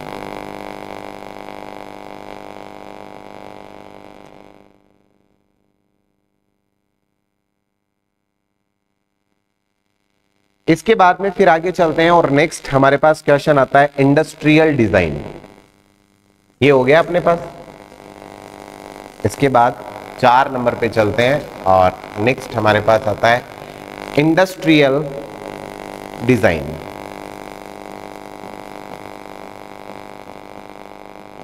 Industrial design. और इंडस्ट्रियल डिजाइन की अगर बात करें तो इंडस्ट्रियल डिजाइन का मतलब क्या है? जैसे मान लीजिए कोई भी किसी व्यक्ति ने प्रोडक्ट बनाया है, तो उसमें उसने क्या साइज रखा है, उस प्रोडक्ट का क्या शेप रखा है, मिक्सचर का रेशियो क्या रखा है, कितना क्या चीज उसने मिलाया है, ठीक है। जैसे मैं पीछे बर्गर का एग्जांपल दे रहा था, तो वो भी एक इंडस्ट्रियल डिजाइन का पार्ट है, ठीक है। या फिर किसी ने कोई रूम बनाया छोटा सा, उसका डिजाइन उसने बनाया है, ठीक है, वो भी इंडस्ट्रियल डिजाइन का पार्ट है।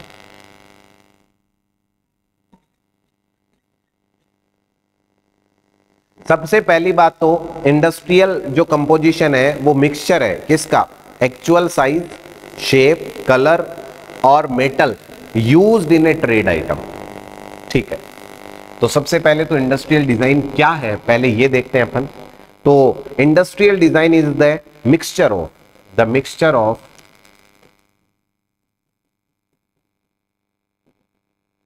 ऑफ और किसका मिक्सचर है, mixture of the actual size,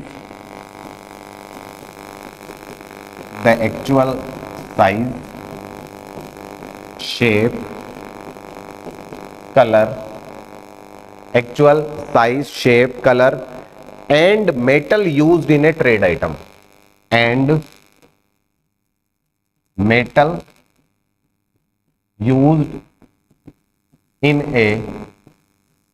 trade item, उसे कहते हैं अपन इंडस्ट्रियल डिजाइन। सबसे पहली बात आती है भारत में, अगर बात करें इसके लिए डेडिकेटली कोई नियम नहीं बना हुआ है, लेकिन एक संस्था बनी हुई ट्रिप्स जो इसके लिए काम करती है। कब लागू हुआ था, इन फोर्स अगर आपसे पूछा जाए कब लागू हुआ था, तो ये हुआ था 25 मई 2000 को, 25 मई 2000। ठीक है, एक जो संस्था इसके लिए काम करती है उसका नाम है ट्रिप्स, जो वर्ल्ड ट्रेड ऑर्गेनाइजेशन जो है ऑल ओवर द वर्ल्ड काम करती है किसके लिए, इंडस्ट्रियल जो प्रॉपर्टी है उनके लिए। ठीक है, इसके लिए एक संस्था काम करती है जिसका नाम है ट्रिप्स। जो ट्रिप्स है वो क्या करती है, trip is issued by the world trade organization all over the world. ठीक है, और ट्रिप्स का मतलब क्या है, ट्रिप्स का मतलब है trade related aspect of intellectual property rights,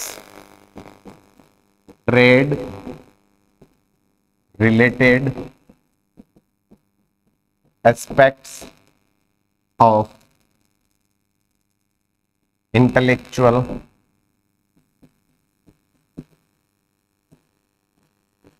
property right, ये है आपका ट्रिप्स।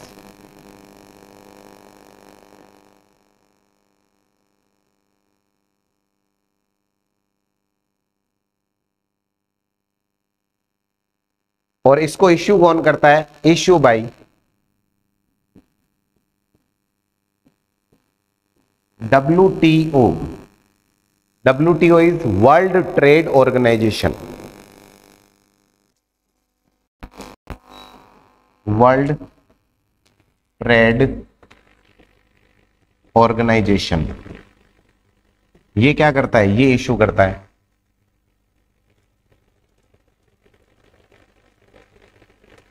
एक प्रश्न पूछा गया था कि जो आर्टिकल, किस आर्टिकल के अंतर्गत इंडस्ट्रियल स्ट्रक्चर है वो प्रोटेक्टेड है, तो आर्टिकल 25 और 26 के अंतर्गत, according to article 25 and 26 industrial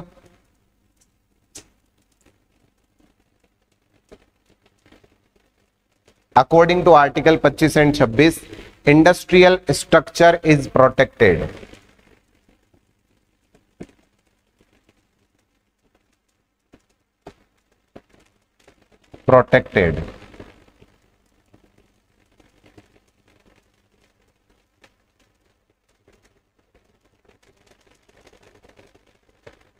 तो ये बात हो गई हमारे इंडस्ट्रियल डिजाइन की कि इंडस्ट्रियल डिजाइन कैसे काम करता है। और इसके बाद अगला बिंदु हमारे पास आता है ट्रेड सीक्रेट। ये हो गया कंप्लीट। तो 5 नंबर पे हमारे पास बिंदु आता है ट्रेड सीक्रेट। ट्रेड सीक्रेट तो नाम से ही पता चल रहा है भाई, कोई भी बिजनेस बनाता है ना बंदा, तो उसमें कौन सी टेक्नोलॉजी उसने यूज की है ना, किस तरह का टीम मेंबर उसने बिल्डअप किया है, कौन से इंफ्रास्ट्रक्चर उसने यूज किए हैं। तो कोई भी बिजनेस बनता है तो उसका एक सीक्रेट होता है। हम बहुत बार लोगों से इसे पूछते हैं भाई तेरी सफलता का राज क्या है, ठीक है, तूने इतना बड़ा बिजनेस कैसे खड़ा कर लिया। ठीक है, राज पूछने का मतलब क्या है, हम उससे उस ट्रेड का सीक्रेट जानना चाह रहे हैं। कोई एक छोटा सा प्रोडक्ट भी बेचता है ना, तो उसके पीछे भी सीक्रेट है। ठीक है, आप मार्केट से ग्लास बाई करने के लिए गए, ठीक है, आप कह रहे हैं सन ग्लासेस बाई करने हैं। एक बंदा है जो सन ग्लासेस 50 रुपए में सेल कर रहा है, आप शॉप पे जा रहे हैं, आपको उसके जैसा सनग्लास है वो 3-4 हजार रुपए का मिल रहा है। ठीक है, वहां पर दोनों में जो डिफरेंस है वो किसका है, ट्रेड सीक्रेट का। वो दोनों का ट्रेड करने का तरीका अलग अलग है। हो सकता है एक ही आइटम हो, लेकिन ट्रेड करने का तरीका जब बदल जाता है तो बिहेवियर्स बदल जाते हैं। अगर मान लीजिए कोई भी एक सेम ड्रेस अगर आप कहीं मार्केट के बेसिक शॉप से खरीदते हैं और वो अगर आपको 500 में मिल रहा है, वो डिट्टो ड्रेस अगर आप किसी मॉल से खरीद रहे होते तो वो 500 की ड्रेस आपको 5000 में 4000 में मिल रही होती, और आप शौक के साथ लेकर आते कि भाई ये जो है मैं 4000 की ड्रेस लेके आया हूं, और वो शायद यहाँ किसी बेसिक शॉप पे आपको 400-500 में मिल जाती है। डिफरेंस क्या हो गया, डिफरेंस हो गया जो लोकेशन है वो बहुत मैटर करती है। ठीक है, तो बहुत सारे जो बिजनेसेस हैं उनकी स्ट्रेटेजी होती है बिजनेस करने के लिए, तो वो उनके ट्रेड सीक्रेट है जो वो लोगों के साथ शेयर नहीं करना चाहते। तो उसके लिए भी डिस्कशन हमारा आता है कि आर्टिकल जो 39 है उसका सेक्शन 7 पार्ट 2 जो है वो एक सेपरेट लॉ बनाया गया है ट्रेड सीक्रेट के लिए। वैसे बहुत ज्यादा इसमें काम की बात है नहीं, इसमें इतना सा बात करना है कि इसको डिस्क्राइब कौन करता है। इसको डिस्क्राइब करता है आर्टिकल 39 सेक्शन 7 पार्ट 2। ये इसको क्या करता है, ये इसको डिस्क्राइब करता है। ऑफ ट्रिप्स, ऑफ ट्रिप्स, ये किसके आर्टिकल की बात कर रहा हूं मैं, ट्रिप्स के आर्टिकल की बात कर रहा हूं। आप अपने संविधान में जाके ढूंढने मत लग जाना। ठीक है, और इसके बाद लास्ट बिंदु हमारे पास आता है जियोग्राफिकल इंडिकेटर।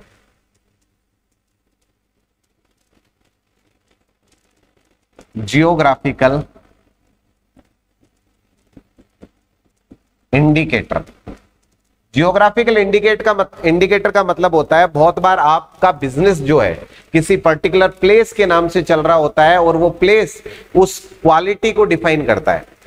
जैसे मान लीजिए कोटा डोरी आप बोलते हैं, तो हम ऐसा मान के चलते हैं कि कोटा में जो डोरियां हैं वो बहुत ज्यादा क्वालिटी वाली मिलेगी। ठीक है, क्या डोरिया साड़ी है क्या, मैंने सोचा डोरिया डोरी होगी। ठीक है, जीके नहीं पढ़ने का नतीजा है ये। ठीक है, अच्छा मान लीजिए मैं ऐसे कहता हूं बीकानेरी भुजिया, इसका मतलब ये समझ में आता है कि बीकानेर एक प्लेस है जहां पर क्वालिटी को मेंटेन किया जाएगा उस भुजिया के लेवल पर। मैं कहता हूं बासमती राइस, तो बासमती राइस का मतलब क्या हो गया, बासमती एक पर्टिकुलर प्लेस है, वहां से जो राइस आएगा वो क्वालिटी मेंटेन रखेगा अपनी, और अच्छी क्वालिटी का राइस वहां से आएगा।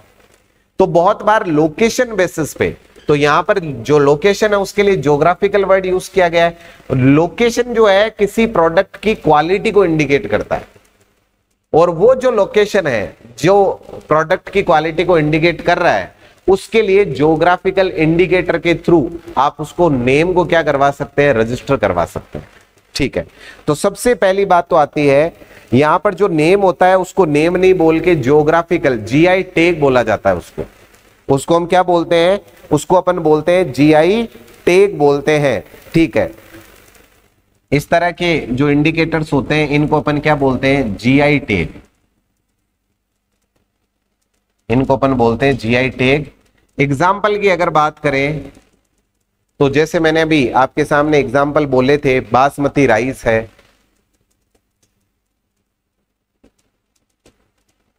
ठीक है, बीकानेरी भुजिया है,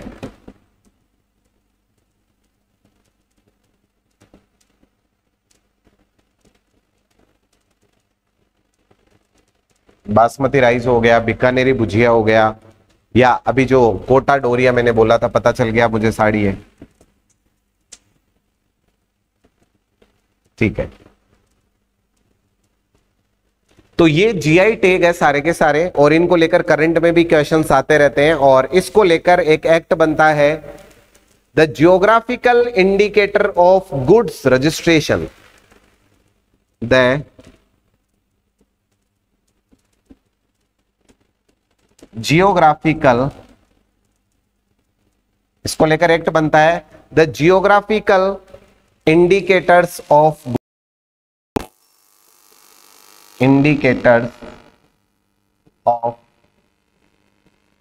गुड्स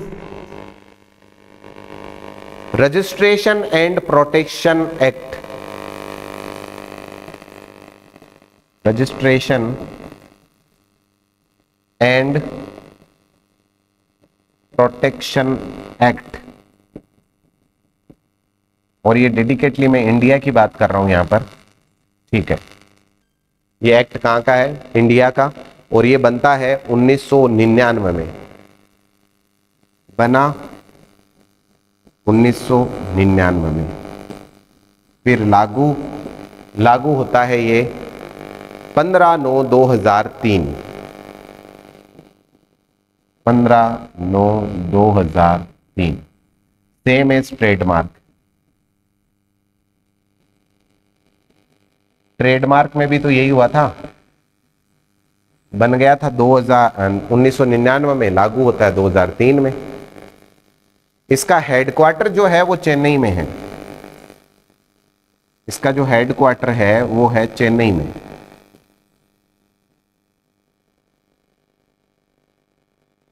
इसका हेडक्वार्टर कहां पर है? इसका हेडक्वार्टर है आपके चेन्नई में।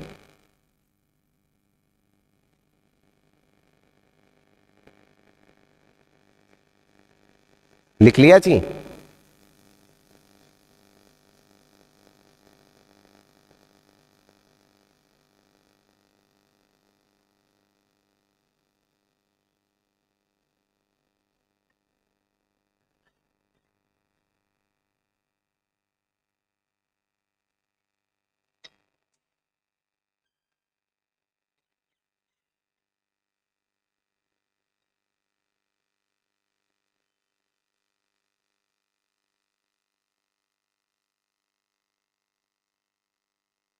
कंप्लीट हो गया आपके यहां तक? चलिए, इसके बाद में जब हमारा इंटेलेक्चुअल प्रॉपर्टी राइट कंप्लीट हो जाता है तो एक टॉपिक और है इसके साथ, बिल्कुल छोटा सा, जिसे हम कहते हैं डीबी एक्ट। ठीक है, delivery of books and newspaper बाद में ऐड हो गया था, तो डीबी एक्ट वाला टॉपिक है वो भी अपन साथ में कंप्लीट कर लेते हैं, क्योंकि बहुत छोटा सा बिंदु है ये, मुश्किल से 5 मिनट लगने वाले हैं इसमें। ठीक है, तो डीबी एक्ट, सबसे पहली बात तो इस एक्ट का नाम क्या है अगर हम देखते हैं तो डीबी एक्ट का मतलब है डिलीवरी ऑफ बुक्स। ठीक है, सबसे पहली बात इसका जो नेम है वो क्या है? डिलीवरी ऑफ बुक्स एक्ट, और ये इंट्रोड्यूस होता है 1954 में। ठीक है, और डेडिकेटली किसके लिए होता है? पब्लिक लाइब्रेरी के लिए, फॉर पब्लिक लाइब्रेरी। और इसको क्यों लॉन्च किया जाता है? इसलिए लॉन्च किया जाता है कि भाई बुक्स की डिलीवरी पब्लिक लाइब्रेरी में कौन करेगा, तो ऐसा कुछ जुगाड़ बिठाया जाए कि किताबें आती रहे पब्लिक लाइब्रेरी में। तो जुगाड़ क्या किया इन्होंने? इन्होंने कहा कि भाई भारत में जितनी भी किताबें जारी होती है उनकी पहली कॉपी जो है, जब भी वो जारी होगी, पहली कॉपी जो है 4 लाइब्रेरी उन्होंने डिसाइड किए कि इन 4 लाइब्रेरी में पहली कॉपी आनी चाहिए। तो क्या हुआ कि बुक्स जो भी जारी हुई उनकी कॉपी आनी शुरू हो गई। तो अब जो पब्लिक लाइब्रेरी में रीडर पढ़ने वाले आ रहे थे, उन्होंने कहा किताबें मंगा रहे हो, अखबार भी तो मंगवाओ, हमें अखबार भी पढ़ना है। तो इन्होंने कहा यार हमने तो पहले वाले में नाम लिखा था डिलीवरी ऑफ बुक्स एक्ट, तो अब अखबार और जोड़ना पड़ेगा। और जितने इस तरह की सिस्टम्स हैं उनको साथ में ऐड करना पड़ेगा। तो इन्होंने इसमें अमेंडमेंट किया, ठीक है। और अमेंडमेंट कब किया? 1956 में, और इसका नाम बदला, ठीक है, अपडेट किया, इसमें अमेंड किया और अमेंड करके इसका नाम रखा delivery of books and newspaper act, और ये इंट्रोड्यूस होता है 1956 में, ठीक है। तो 1956 में ये इंट्रोड्यूस होता है, ठीक है। और वैसे ये पारित तो तुरंत कर देते हैं ये 20 मई 1954 में, लेकिन संशोधन जो है वो 1956 में होता है। पहला पारित हो गया था डिलीवरी ऑफ बुक्स एक्ट 1954 में, ठीक है। फिर उसका संशोधन इसमें 1956 में होता है। और जो मैंने एक बात बोली थी कि भाई इन्होंने ये डिसाइड किया हुआ है कि जो पब्लिक लाइब्रेरी है उनमें तो कोई पैसा देने वाला नहीं है, वो तो जनता द्वारा जनता के लिए चलाई जाने वाली लाइब्रेरी है। तो वहां पर क्या होगा कि जितनी भी बुक्स आएगी, जितने भी न्यूज़पेपर मार्केट में आएंगे, उन सब की एक एक कॉपी जो है वहां पर भेजनी है। तो अब इन्होंने कहा कि कहां भेजनी है, जो राइटर्स हैं उन्होंने पूछा, तो इन्होंने कहा भाई हम डिसाइड कर रहे हैं ये 4 लाइब्रेरीज यहां पर आपको भेजनी है, ठीक है। तो जो डिलीवरी ऑफ बुक्स एक्ट के अंतर्गत जो सेंड करनी है फॉर कॉपीज इन 30 डेज, वो इन लाइब्रेरी को 4 लाइब्रेरी को सेंड करनी है। तो पुस्तक व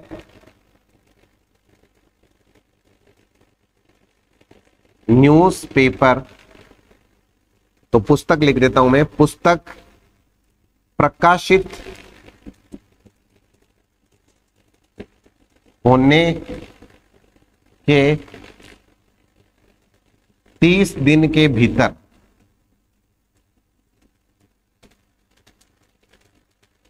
इन 4 लाइब्रेरी को एक एक कॉपी भेजनी है।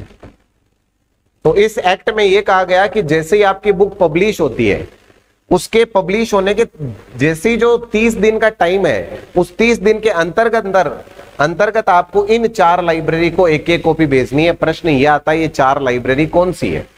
तो पहली लाइब्रेरी है सेंट्रल रेफरेंस लाइब्रेरी कोलकाता। पहली लाइब्रेरी है सेंट्रल रेफरेंस लाइब्रेरी कोलकाता, इसे शॉर्ट में CRL भी बोलते हैं, ठीक है।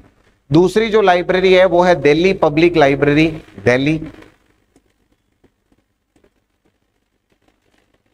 दिल्ली पब्लिक लाइब्रेरी, दिल्ली,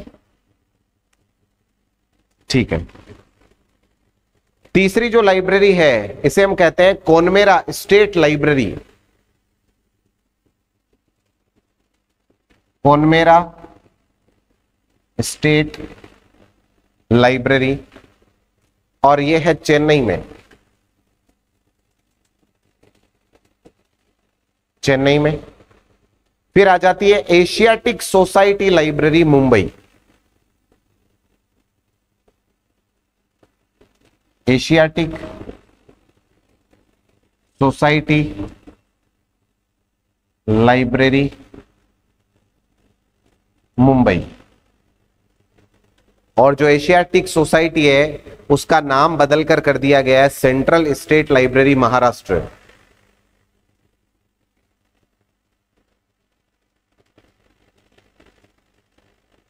इसमें अमेंड किया गया है, नेम जो है इसका उसमें अमेंड किया गया है, और नेम अमेंड करके क्या कर दिया गया है, सेंट्रल स्टेट लाइब्रेरी महाराष्ट्र।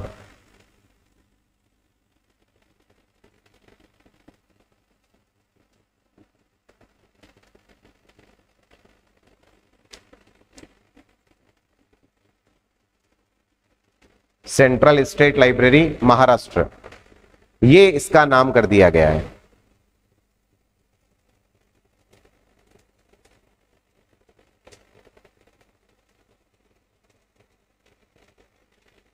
ठीक है जी। तो ये डीबी एक्ट में बेसिक से क्वेश्चन बनते हैं। कब आया, अमेंडमेंट कब हुआ, कितने दिन के भीतर भेजनी है, 30 दिन के, कौन कितनी लाइब्रेरी है, 4 लाइब्रेरी जो डीबी एक्ट के अंतर्गत आती है। इसे डिपोजिटरी लाइब्रेरी बोला जाता है इनको। ये जो 4 लाइब्रेरी है इनको बोला जाता है डिपोजिटरी लाइब्रेरी। इनको बोला जाता है डिपोजिटरी लाइब्रेरी। डिपोजिटरी का मतलब जहां पर बुक डिपॉजिट करनी है, ठीक है। तो इसलिए इनका दूसरा नाम इन्होंने रख रखा है डिपोजिटरी लाइब्रेरी। तो डिपोजिटरी लाइब्रेरी का मतलब हो गया जहां पर पुस्तकों को डिपॉजिट करना है।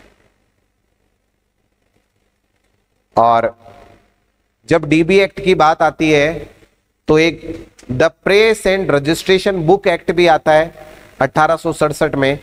ये जहां पर फर्स्ट कॉपी जो है वो गवर्नमेंट के लिए रखी जाएगी। और उसके बाद एक एक्ट और आ जाता है press and registration of periodical act, ये 2003 में आता है। तो ये 2 एक्ट जो है वो मैं आगे ऐड करवा देता हूं, ठीक है। फ्यूचर में क्वेश्चन आ सकते हैं, इस सोच के साथ मैं ऐड करवा रहा हूं, ठीक है। द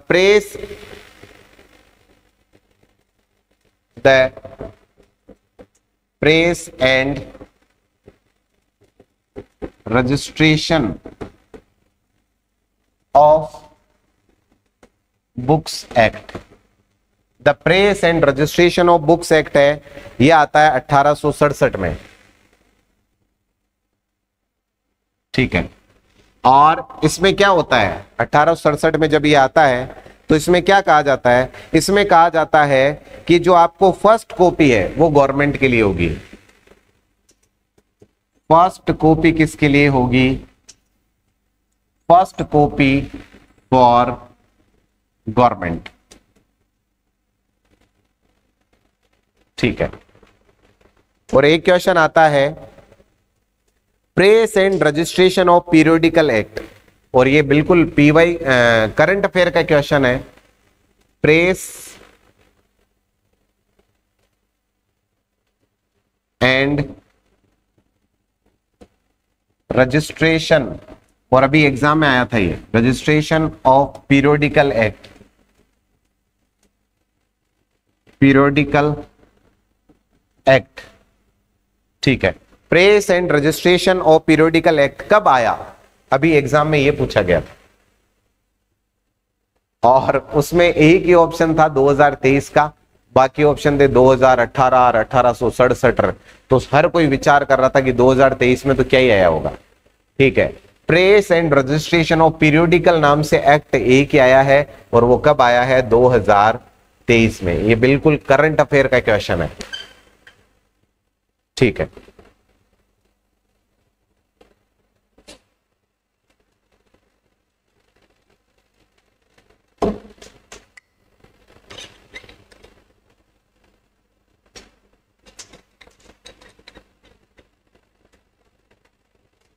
ये वाला जो फर्स्ट वाला यूनिट है ना, इसमें